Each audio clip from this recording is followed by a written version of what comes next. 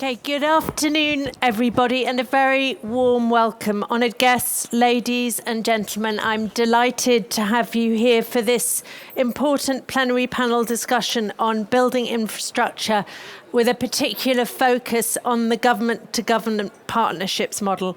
I'd like to start by thanking Frank, Jürgen and Richter for hosting us all, and also to say a special thank you to our guest, Dr. Mahesh M. Gandhi, who has put so much work into bringing us all together.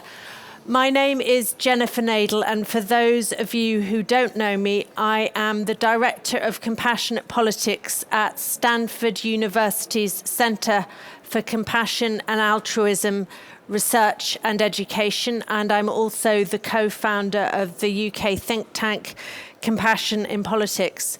Infrastructure is a subject that matters hugely to me because it is about how we all live, it is about how we organise as a society and how we ensure that everyone has the basics to live. If compassionate politics means anything, it means that ensuring that every single citizen has the essentials, regardless of geographical location, race, religion, socio-economic group, or gender.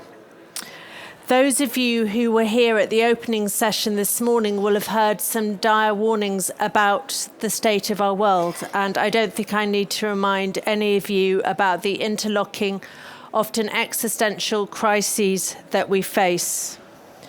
And we also face an alarming rise in populism, and we know that the two things that fertilise populism are uncertainty and economic hardship. So the role of infrastructure in ensuring the stability of the globe as we go forward, as well as alleviating avoidable suffering, is incredibly important. So we have a clock ticking as we have this discussion. And in true Horasis style, we have an incredible panel of very esteemed guests. So I'd like to start by introducing the panel. Then I will ask a few questions. It may flow into a conversation, hopefully not into a fight. And we will see where we end up. So if I can start with Dr. Mahesh M. Gandhi on my left. He is the Managing Director and President of AFII Capital, a Frankfurt-headquartered infrastructure investment and advisory firm. And I'm going to ask you a question in a minute, but I'm going to introduce everyone first of all so that everyone knows who we have here. Then on my far right, His Excellency Luis Castiglioni, former Vice President of Paraguay. To my left, Her Excellency Rosalía Arteaga Serrano, former President of Ecuador. To my right, Her Excellency Senida Mesi, former Deputy Prime Minister of Albania. And to my far left, Minister Shishir Khanal, who's the former Education Minister of Nepal, and he still sits in the Nepalese Parliament as an MP. And then after we've heard from these panelists, we will be joined by two esteemed guests from two banks. Firstly, Juan Son from the AIIB, the Asian Infrastructure Investment Bank, and then Sumit Sinha from the Indian Exim Bank. So, Mahesh, you're a bit of a poacher turned gamekeeper in this conversation. You have spent a lot of your professional life working with PPP, and now you've come to the conclusion that government-to-government G2G offers distinct advantages. Can you talk us through? It's not now. Not now? It's not now. Tell us. We started working on the possibility of engaging public utilities directly into infrastructure way back 2006. And I started advising PPPs late 1999. So it's historic. Yes, historic. I'm not a historic person. I'm still young. So, it started in 1999 onwards. We continued to advise public-private partnerships for development of infrastructure in India. And it spanned across road projects, it spanned across railways, it spanned across water projects, like water irrigation, sewage treatment, and so on and so forth. So we were advising, and we continue to advise even after 2006. We didn't stop advising PPPs. So that's my bread and butter. So we didn't stop that. But all said and done, we also understood that there is another viable media of developing and implementing, constructing infrastructure projects for the benefit of the citizen. I'm not saying that PPPs are not for the benefit of citizens. It's not like that. Of course, PPPs are also welcomed by many countries. It's there in the World Bank agenda. It's in the UN agenda. You see it everywhere. Of course, everybody's inviting PPPs that would involve inviting private investment into projects which are viable. PPPs will never come in for projects which are unviable unless and until you have comforts or shadow tooling coming from the government itself. So if it's a viable project, PPPs would be successful on their own. If not, they will look at the government to give some sort of a shadow tool or some sort of a comfort in the form of a sovereign guarantee or some subsidies or some annuities or something of that sort to make sure that those projects become viable for the private developer. Now, if a project was viable and is viable for a private developer, and we have, of course, bankers over here who will, of course, agree with this, that in the event a project is viable, it does not really matter who owns the SPV, because these are SPV and project finance structures. These are not balance sheet financing. So no PPP developer is going to do balance sheet financing. So if you're doing project-specific financing, then whether we are doing this project in a PPP model or we are doing it with the PSU or a public utility on its own, it's the same as far as banks are concerned. Now, if all the comfort has to come ultimately from the government, if all the comfort has to come ultimately from the public utilities, then why are we trying to pay an additional risk premium to a private developer, especially in evolving economies? There are not many answers to this. Of course, there can be an argument that, yes, we are trying to invite private investment. Of course, you should do that. Why not? It's always good to invite private investment, but not at the cost of citizens who are already paying a significant amount of money as taxes, who are already paying a very high toll, water costs, health costs. You've seen what happens in different parts of the world when PPPs get implemented. So I won't take a long time, but of course, that's the summary. So we started working on helping create a model where public utilities could implement such projects on their own. And we started with Belgium. We worked on 2 train stations. One was the Antwerp train station, and the second was the Brussels Midi train station, where I was working with together at that time. There were 2 companies called Euro Immostar and Eurostation, part of the Belgian railway companies, where we helped them valorize the rail estate. Rail estate means real estate which belongs to the railways, and use that capital in the project company and implement the projects on their own. So that was successfully achieved. You see, anyone who's been to Antwerp will see it's a beautiful intermodal destination. It used to be a diamond center at the top. Now we have a diamond center. We have a high-speed train coming from, passing over to Amsterdam. So we have excellent construction, design, architecture. Everything has been achieved by public enterprises on their own. And how much do you estimate can be saved by using this model? I think you should ask me this question at the end of the session. So there is, of course, a percentage. There is, of course, a significant percentage, and our estimates are that we can save at least between 30 to 35% of the cost to the consumer. So that's a huge benefit. As a tariff, yes. In case of PUP versus public. So when we say public, it can be between two countries. So as I was giving you the story, so we used the Belgium railway capabilities in India, and we convinced the Indian railways to implement the same model for station redevelopment, for highway. Now you see most of the projects in India in NHAI, after we explained whatever to them, are done on EPC basis. Now PPPs are more or less finished, except when they are trying to now securitize the O&M business and trying to bring in private players to really invest in those projects. So the tolls are not determined by the private developers. So India has already been through that. So we had the PPPs, then we got into this understanding of the problems, and now, of course, we are coming to this. PPPs are good when it comes to B2B. They're still tolerable because the customer there has the potential of negotiating the tariff. But in B2C, it's quite a challenge. So I think we've already taken nearly 9 minutes or 8 minutes of time. So I'll pass on to you, back to you. Thank you. So what I hear is at the heart of it, it's about a power imbalance that going government to government can help address to the benefit of the consumer. Absolutely. It's essentially about empowering the public utilities. And it's not necessary that you have to do it between two governments.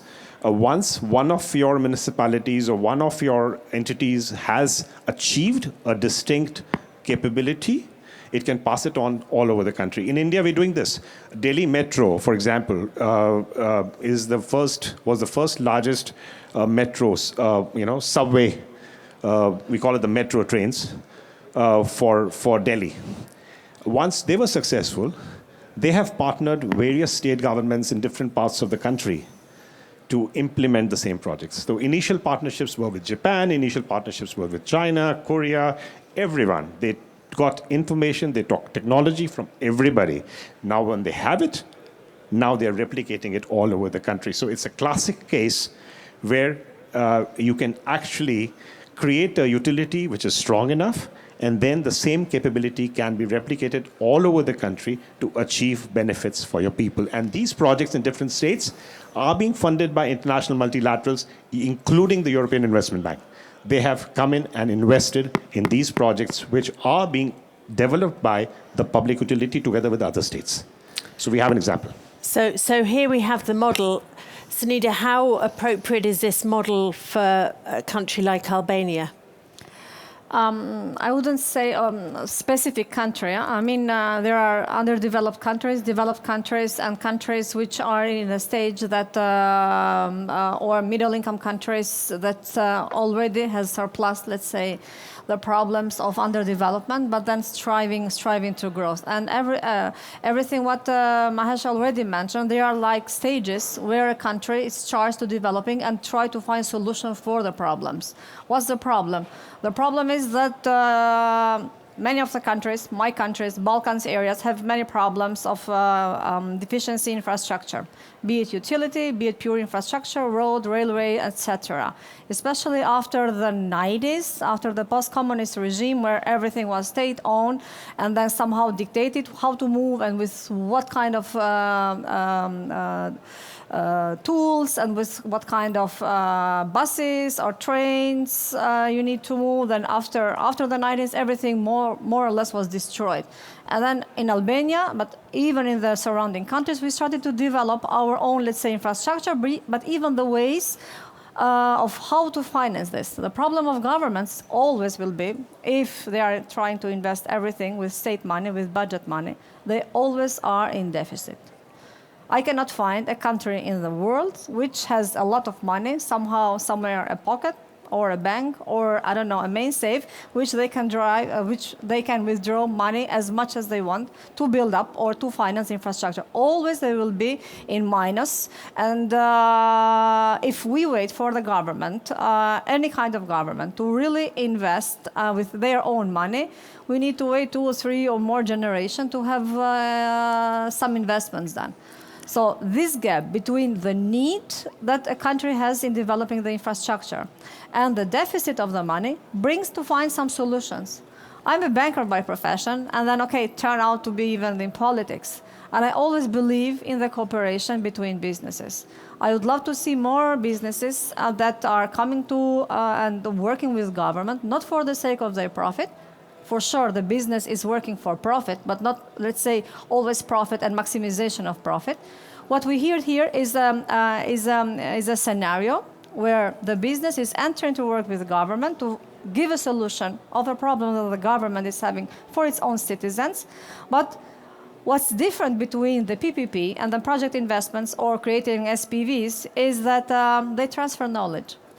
Usually what is happening in my country is that even with PPP, even with donor money, they come, they invest, they take out even the knowledge. And what's remaining in our country? Yes, maybe it's a new system of water supply system, a new road, and so on and so forth, but not the not the knowledge, not the technology transfer. And then again, in Albania and the countries in the Balkans, we are still dependent on the technology of another country, on the know-how of another country, and still it looks like it's the year zero for us, and it shouldn't be the case. And this is the duty then of the government to really see what's the best approach in order to finance and to do some kind of investments. Yes, the government is spending money. They can be able to find solution. They can go to a bank. And in my country, usually, because we are candidate countries, yes, it's World Bank presented there, it's EBRD, it's EIB, So European Investment Bank, but always, these are loans at the end of the day. You know, you knock in the door, you grant a loan, and then at the end of the day, somebody needs to perform the project. Somebody needs to work within the project. Who is going to build the road? What kind of technology are you using? How sustainable it is? And it's a technology that you can transfer year after years. And these tiny pieces of puzzles, what I fear, even in my country, they are still there. So you invest a lot, you spend a lot of money, but still you are not able enough to do your own project in your own, let's say, decision making. You always are depending on somebody else for the money, somebody else about technology, somebody else on the, let's say, the know-how, the training, and other mechanism. So there's something in there about ensuring governments being vigilant to ensure that there is a knowledge transfer. First is the necessity that the government need to understand what they need, so the big picture. And sometimes, because, I don't know, I heard once, and I like it very much, was a former colleague of mine completely in another part of the world, nearby Paraguay mostly, that said that always politicians have this kind of problem. They need to give solution to long-term problems in short terms, because one mandate of a politician is 4 years. So definitely they need to prove and to show to the constituency, to the citizens, that in 4 years we can achieve a lot. But big projects, we cannot perform in 4 years. But the problem is that politicians want to cut some ribbons, you know, once in 2 years, because they have local elections and then they have central elections. But in 2 years, they cannot build up a big hospital. Or, yeah, they can build some walls, but not a hospital. They can build up some rail tracks, but no train is passing and no transportation of people or goods is done there. And it's always a problem of politicians to think a little bit beyond their mandate. If they are good enough, they will win the second mandate or third mandate. If not, they can still be proud. Even oppositors say, we started that, and because of us, we did this and did that. So it requires a little bit even on mind shift of the politician. Maybe it's easy for me to say it now and more difficult to say when you are in position. But always... I not proclaim, but I said even bravo, even to my opposition for a project we started. But always you can do better a project. So this is the real definition and the change of position. You can do it better and do it for your citizen. If the citizen is in center, then you need to find every kind of ways to deliver better services, cheaper, faster, and sustainable. Jennifer, allow me to respond. Yes, please do. So I would not like to wait at the end and then respond. No, it's better no, because I know. the panel gets confused. It's better that we respond now. You had two main issues. The first one, if the governments keep spending from their own coffers, they will not have any money left. It's exactly what we are saying. What you're saying is not different. We are also saying the same thing. if you keep supporting private enterprises with your guarantees and with your shadow tools and with your subsidies, your coffers will be empty for sure. Please support your own utilities with these subsidies, with these guarantees, with these comforts that you're giving.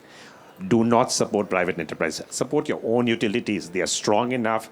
They have your own people working who are patriots, who like your country, who love your country. They belong to your country. And I'm sure they will be able to achieve a lot. As far as investment goes, funds are available. If they are available for a PPP, they will also be available for your public utility and at much cheaper rates. So it's a loan, it's a project-specific loan. There are no additional guarantees that you will need to give in any case for that matter. That's number one. Number two, in this model, you're always transferring technology. Capabilities are coming from another country into your country. There's a hand-holding being done. There's a training being given to your people, to your citizens who will finally operate the same companies on their own.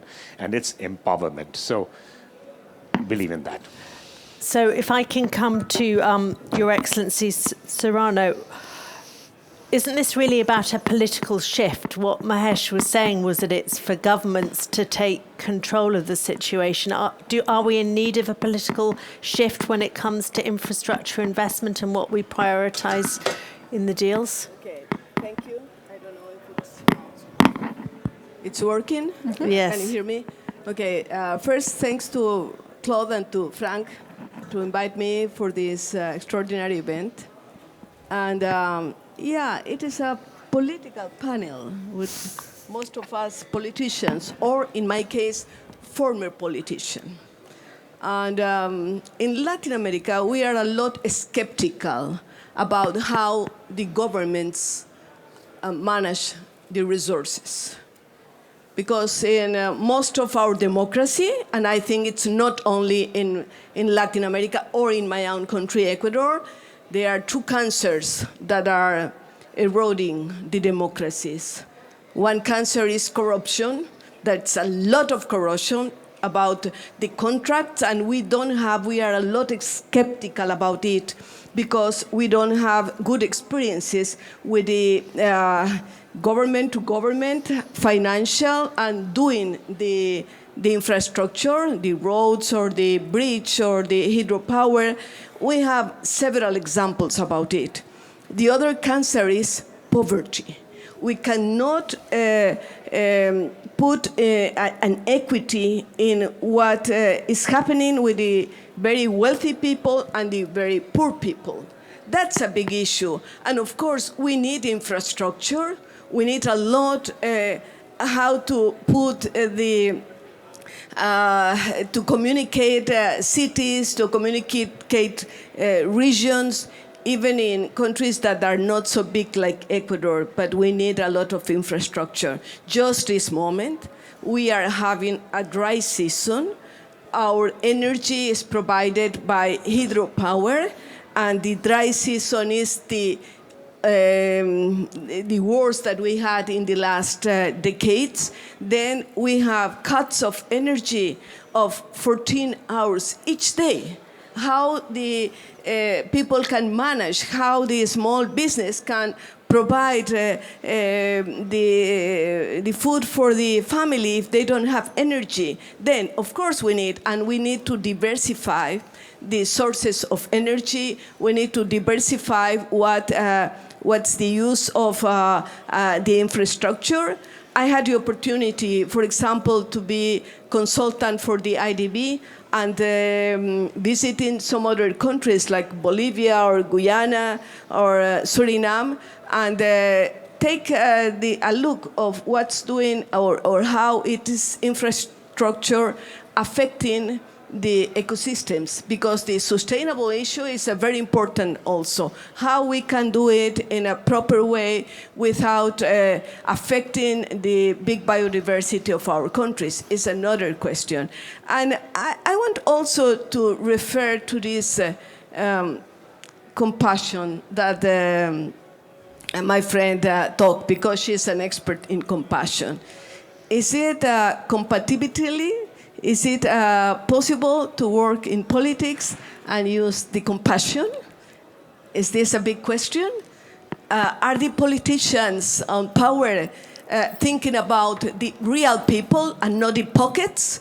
That's very, very rude on my side, and having been in politics. But it's a question that we need to make. Is it possible to apply compassion? I think, yes, it is possible to apply compassion, to have a mission in life, to have a desire to be a public servant, not to use the benefits of the revenues of the state for the own pockets. Unfortunately, when I see all the scenario in my own continent, it is hard to find maybe 5 persons, maybe 3 persons in politics that are doing things in a proper way, thinking in the others, feeling compassion for the others, feeling good feelings for the others, trying to do something that is relevant for the people. That's a big question. I was before in a panel, and I was only listening about the carbon credits and the circular economy.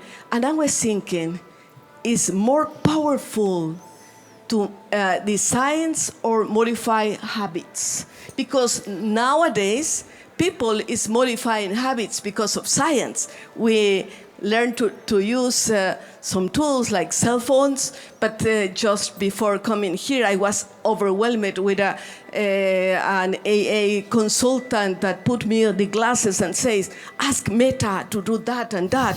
And I hear the voice. Of course, I am from a generation that is not a native digital. I am a migrant digital.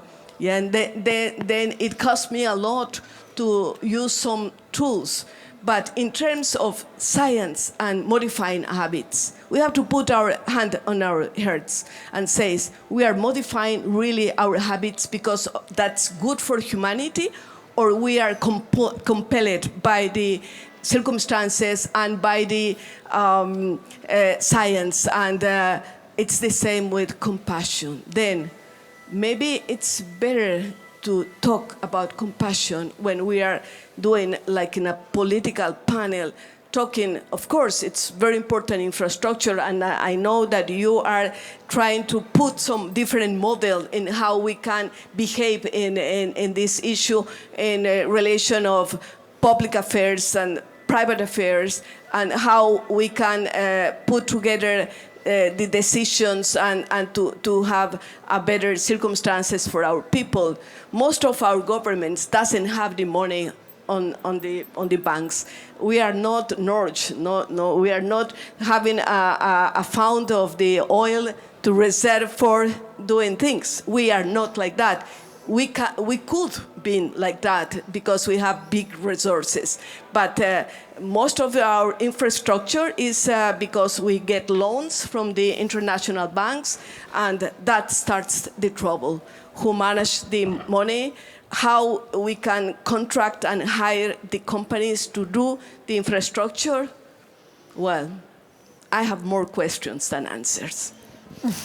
Thank you so much. And yes, how we build our society, if it's not built on compassion, we won't meet the needs of the most vulnerable. We have a new breed of politician at the end here. The Minister, Shishir Khanal, is part of a new party that started in Nepal, and he's one of 21 MPs who was elected on a centrist and independent ticket of being a professional. He's not a professional politician. He's an expert in education, and he was elected to try and change the way politics is done. I wondered how you would like to respond to those remarks. Thank you, Jennifer. Let me start by thanking Dr. Richter, Dr. Gandhi, and the team for having me on such a esteemed panel, and mostly senior, very experienced politicians. As you mentioned, Jennifer, I'm a part of a political party in Nepal, which started It's 2.5 years back. We had actually, today, there was election 2 years back today, and I was elected part of the election, and 21 of my colleagues were elected as well, and we became the fourth largest party in Nepal. It's currently a hung parliament. And what President Rosalía was just saying, that generally, I think it's part of a global shift that's happening, but also because of Nepal's own experience.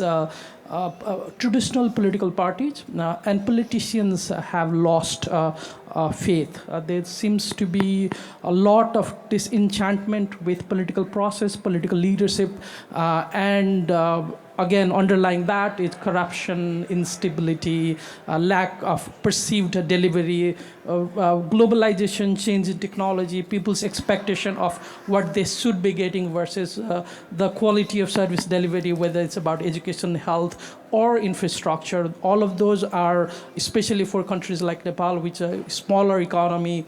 So all those things, I think, and the fact that perhaps technology allows you to experience the world sitting at your home, and you see that the world around you is moving at much faster rate. Even in South Asia, I mean, India has done incredibly well in the last 20 years, whereas Nepal feels stagnant. For most of the Nepalis. So that has fueled this desire for new political processes, people who have not been in politics, but potentially could change the political process. I think we're part of that, and we're also part of a generation. Nepal is extremely young. Median age is about 23 years old, even younger than other South Asian country. So that sort of, we feel that we're part of that generation. Other dynamics that is fueling us is many Nepalis over the last 20 years have left Nepal to work. There's quite a significant chunk of Nepali population working in Middle Eastern countries. There's a huge number, about 500,000 in UAE, about 600,000 in Qatar, and that generation has seen how these countries have evolved in the last 20 years. So they have seen the firsthand. So when they compare what they're experiencing when they're in Malaysia, South Korea, UAE, or Qatar, they feel that Nepal has been stagnant. I think we're part of these multiple factors that has helped propel our political rights in Nepal. And of course, you're sandwiched between India and China, both of whom would like to be involved in giving Nepal some of those things that it may want. How do you handle that tussle, and what benefits do you think the model that Mahesh has laid out might offer? It's very interesting, and I think as a country, this is we've historically, with both neighbors who are large countries, both in terms of population and size, but have a very historical, deep-rooted cultural relationship with these two countries. But we are a landlocked country, but on the three sides, we are very, India is our neighbor. So economically, culturally, in many ways, we're more dependent and we're more closer to India than the China, which is historically had we have the highest peaks of the world. So China becomes more distant, even though we are close neighbor, but in terms of proximity, we become more distant to China than to India. Having said that, over the last decade or so, there seems to be more sort of the competing force that has emerged because of the two India and China's own relationship, border disputes, and other issues. But because we have had this deep cultural ties on the both sides, we have had the privilege of getting support from these both countries. In terms of model, I think for developing countries like Nepal, Nepal seems to have some sort of experience when in 1960s. It looks like there was a Israeli and Nepali joint venture company in 1961 that was started to do first set of infrastructure. Nepal had remained a closed country until 1950, so only post 1950 that Nepal opened up to the world. And so early infrastructure development seems to have come through some sort of a similar model that Dr. Gandhi is sharing with us today. But most of our current model is either public funds and private contractors or bilateral grants or loans that oftentimes also means that when we receive loans or grants from international partners, whether neighbors, where India, China, or even others like Japan, they seem to have a clause where you would have to not only hire their own like say if it's Indian money or a Chinese money, then you would have to find Indian contractor or a Chinese contractor. And there is also requirement for material. So regardless of the loan you're taking, you also have to say, if it's Indian money, you may have to say get 50% of materials, just for an example, from India. Or same thing would apply to Chinese or Japanese. So my question, Dr. Gandhi, would also be how this model would help countries navigate. Sometimes what we see is that because you're forced to hire home country contractors, materials, that also means that the cost goes high, even if those materials are found in your own country. So I think I'd be very curious how this model would circumvent these challenges for countries like Nepal, because we would want to maximize the resources we get from the outside world. But if you look at from PPP perspective, countries like Nepal become very unattractive, quote unquote, because our economy is so small that private players do not find enough of a return to invest. So that limits our ability to attract private players. Public players could potentially be a solution, but also ultimately would depend on if they come with some string attached or not. Mahesh, do you want to answer very quickly? I don't want to leave Paraguay out of the conversation. Very quickly, the model that we are proposing and we have worked on over the last nearly 20 years, this does not involve any tied. There are no tied loans in this. So we're not talking about that you have to have contractors from that specific country, which is it's the capability which is coming to you. It is not anything else. So there's no commitment from that point of view. And of course, I'll pass it on to Jennifer because His Excellency we need to hear from him. Yes, Your Excellency, when you were Foreign Minister, you delivered a deal which is now nearing fruition. Could you tell everyone about the Panama Canal of the South? Well, thank you very much. Thanks to Claude for inviting to me for this panel in Vitória, Brazil, and Frank. He is now here now. Thank you very much, Frank. It's an honor for me, Jennifer.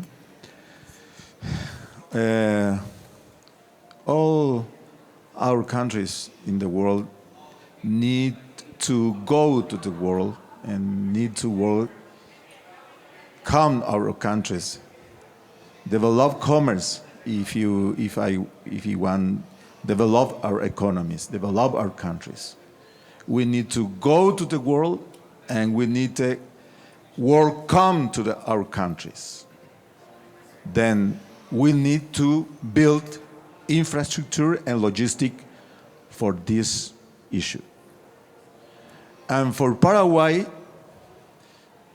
this is very, very important because we have a country landlocked.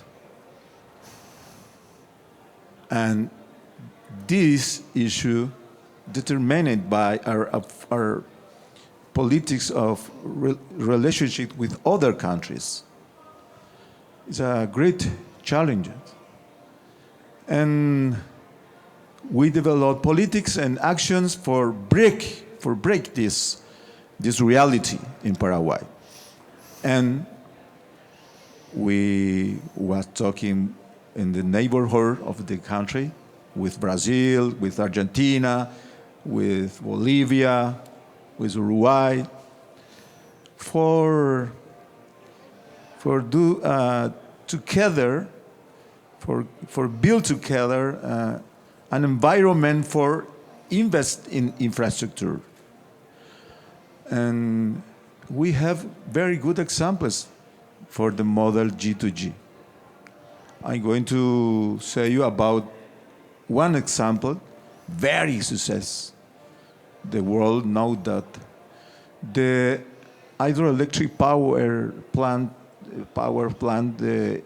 called Itaipu, between Brazil and between Paraguay. It's the most big hydro dam plant. We have a record again in this year in the production of energy. This is an example of the G2G agree for invest and build, and Paraguay have the 100% of clean energy, 100%, and we are export 50% of our energy because we produce more than we need in this moment.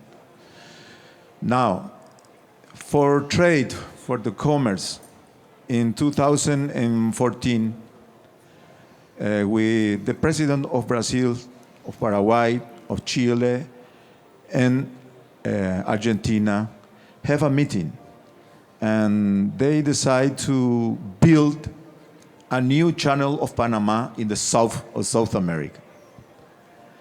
A new channel of Panama because this channel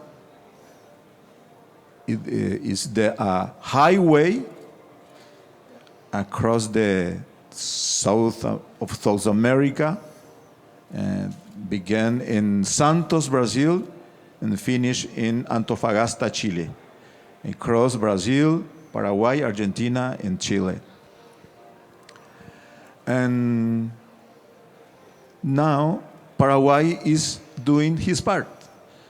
And for me, as a Minister of Foreign Affairs of my country, first, I negotiate with Brazil the construction of a bridge between Brazil and Paraguay over the Paraguay River, over the highway, the bioceanic highway. And this bridge now is finished, and maybe in 4 and 5 months is finished, this bridge. And in the Paraguayan territory, we are construction our part of the highway. The middle is finished, and now we are construction the other part. The inversion is near of $900 million. $900 million, all the highway. More, the bridge is near of $100 million. This is the part of Paraguay, because we need not only the Paraguay and Paraná River for develop our commerce to the Atlantic, we need the new channel of Panama for go to the Asia, for this highway. And I think, am I right in saying that it saves 21 days? Yes. If you take this region of south of Brazil, Paraguay, north of Argentina, this part, and Chile, if you go for this highway to the Pacific and the market of Asia, and you don't go for the Panama Channel because you if you live for the Paraguayan and Paraná River and across the border of the continent and you cross across the Panama Channel, you have 21 days more of travel of the goods. So this is a real success story that you're describing. And as we're nearly out of time, I would love to hear from the two bankers that we have over there. I don't know, Mr. Sun, if you would like to say a few words first. Thank you.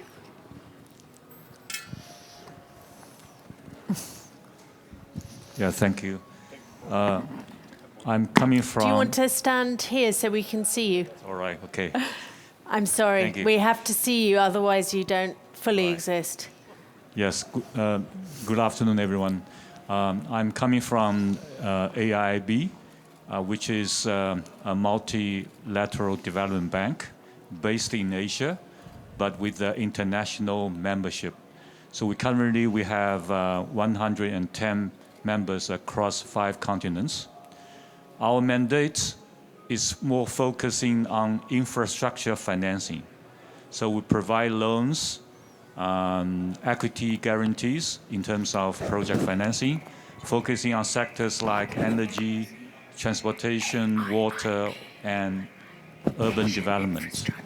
So I've heard very attentively the speakers on the stage.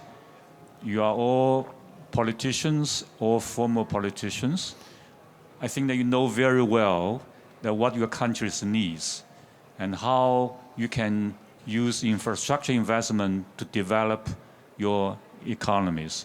You need transportation, you need, like the landlocked countries, you need connectivity, cross-border connectivity projects to promote your trade investment. You need clean energy.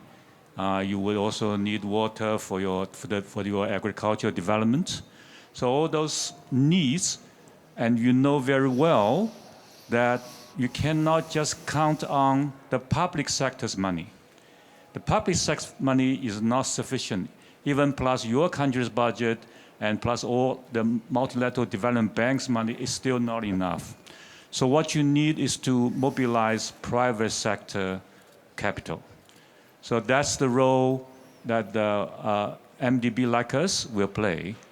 And also the other thing you have mentioned is that how we can attract the private sector, step in this infrastructure financing to fill this gap. And I think, Mahesh, you have mentioned the word viable. So this is also the role that the multilateral development bank like us, that we play. So we are trying to do a lot of things to make the projects, because you have the needs, but you have a lot of concepts. We need a lot of, capital investment money for our infrastructure. But they're all concepts.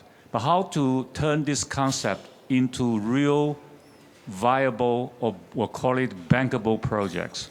So there's a lot of things we need to do in terms of project development and project design.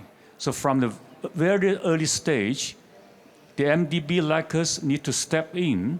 So we provide financial resources, grants, to help our developing countries, emerging markets, to develop bankable projects. So what does bankable and viable projects mean? It means that we need to make sure that this project will be financially and economically sustainable. It should be socially sustainable. It should be environmentally sustainable. So while the politicians are talking about the change of the government, so if the project is all sustainable, is bankable, is viable, no matter what changes, I think that these projects will still be there because they are viable, they're bankable. So you cannot deny that this is the decision made by the former government, then you will make the change. No, because the project, once you have made it sound and make it viable, I think they will stay there. So that's the role as the MDB we play. So we do a lot of things working with Mahesh, the company like yours, to do a lot of project development to make all those projects sustainable. Thank you very much. Thank you so much. I would like to say something. I would like to say something more. Sure, we're nearly out I would of like time. to invite to my country for this because we have experience with the PPP, very successful. We have one project of highway in my country. It was built with a PPP model, and the Goldman Sachs and other institutions who was in the finance. But I invite to you because we need to go to the finance across the private sector. We need the private sector investments in Paraguay. And I invite to you because this is a moment. Because the economy of Paraguay, of my country, is very strong. In the 2020 and 2023 was the economy. I'm so sorry. I'm going to have to interrupt it, but you have an invitation. I hope you're going to accept. I won't put you on the spot now.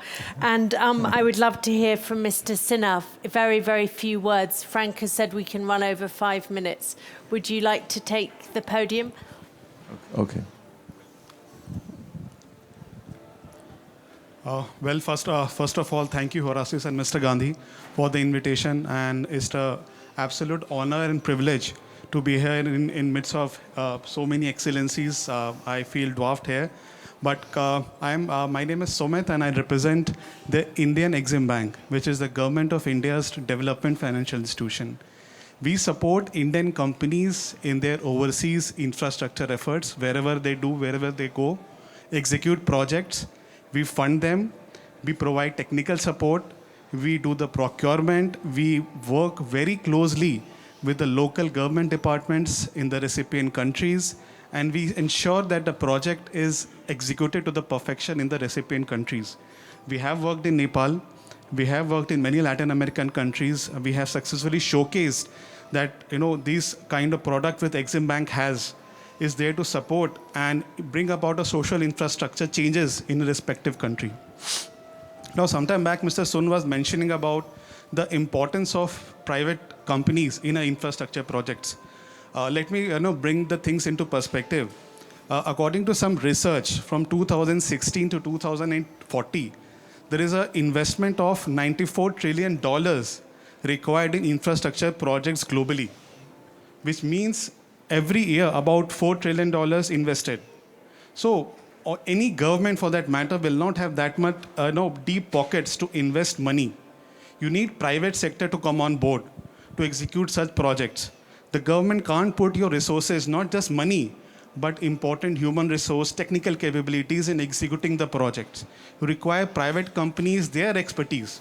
Because I'm from the Indian perspective, we have seen Indian companies grow and execute projects globally. Mr. Mahesh was initially mentioning about projects under EPC, under annuity. But we have evolved to a situation where we have seen HAM projects. It's hybrid annuity projects wherein government gives some part money and the balance money is brought in by SPVs to execute the project, which is absolute win-win situation for the government projects as well as for private companies, SPVs who are executing the projects.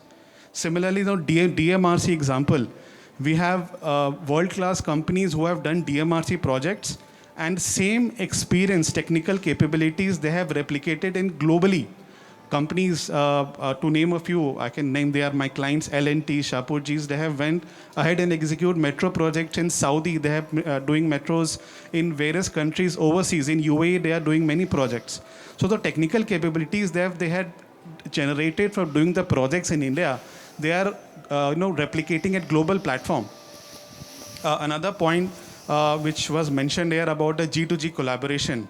As you all must be aware, India and the government of UAE, we have, along the G20 lines, we have signed a India, Middle East and Europe Economic Corridor, which is a perfect example of a G2G collaboration. See, there will be a sea shipping line going from India to Middle East. There will be a rail route. And again, there will be another sea route connecting Middle East to the European nation. You see the immense amount of opportunities it will bring for the traders or for the trade between these countries it will bring about. So the whole concept of PPP or any project model that we're talking about here is a perfect collaboration between the government as well as the private sector. None of them in their isolation can execute a project. We need money and resources from both those things to bring together and execute the project. That is a summation from my side. Thank you so much. And I'm afraid that we are nearly out of time, and I'm resisting your invitation to turn this into a conversation about political compassion, much as I would like to. I just want to, maybe we can do that next Horasis. I just wondered if anyone wanted to come in with a very quick final closing sentence. Allow me to. A few comments, of course. In fact, thank you so much, Mr. Sun, for explaining the concept of what private investment is critical.